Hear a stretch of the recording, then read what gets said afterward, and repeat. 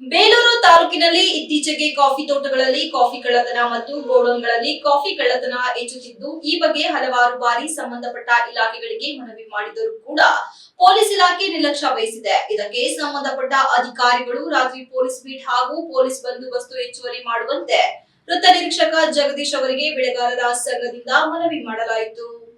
ಈ ಸಂದರ್ಭದಲ್ಲಿ ಮಾತನಾಡಿದ ಕಾಫಿ ಬೆಳೆಗಾರರ ಸಂಘದ ಅಧ್ಯಕ್ಷ ಅದ್ದೂರಿ ಕುಮಾರ್, ಮಲೆನಾಡು ಸೇರಿದಂತೆ ತಾಲೂಕಿನಲ್ಲಿ ಒಟ್ಟು 10ಕ್ಕೂ ಹೆಚ್ಚು ಕಡೆ ಕಾಫಿ ತೋಟ ಹಾಗೂ ಕಾಫಿ ಕಣ ಹಾಗೂ ಮನೆಯ ಗೋಡೌನ್ಗಳಲ್ಲಿ ಕಾಫಿ ಬೆಲೆ ಹೆಚ್ಚಳವಾದ ಹಿನ್ನೆಲೆಯಲ್ಲಿ ಕಳವು ಪ್ರಕರಣ ದಿನದಿಂದ ದಿನಕ್ಕೆ ಪ್ರಕರಣ ಹೆಚ್ಚಳವಾಗುತ್ತಿದೆ.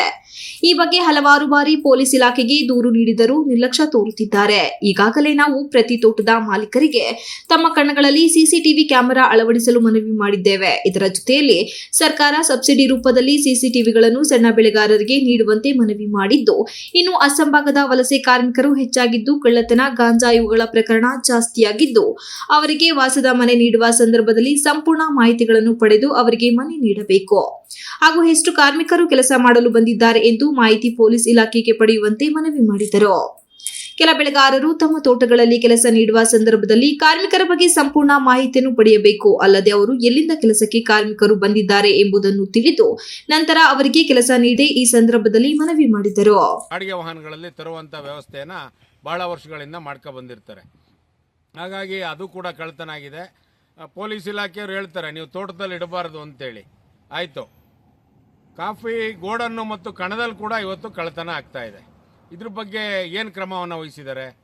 ಹಾಗಾಗಿ ದಯಮಾಡಿ ಇದ್ರ ಬಗ್ಗೆ ನಮ್ಮ ಮನವಿ ಇಷ್ಟೇ, ರಾತ್ರಿ ಬೀಟ್ಗಳನ್ನು ಏನು ಹೈವೇ ಪೆಟ್ರೋಲ್ ಅಂತ ಏನು ವ್ಯವಸ್ಥೆ ಇದೆ, ರಾತ್ರಿ ಬೀಟ್ಗಳನ್ನು ಆದಷ್ಟು ಏನು ಕಳ್ಳತನ ಆಗಿದೆ ಆ ಭಾಗಗಳಲ್ಲಿ ಮತ್ತು ಬೇರೆ ಭಾಗಗಳಲ್ಲೂ ಕೂಡ ಒಂದು ಹೆಚ್ಚಿನ ಪೊಲೀಸ್ ವ್ಯವಸ್ಥೆಯನ್ನು ಮಾಡಬೇಕು.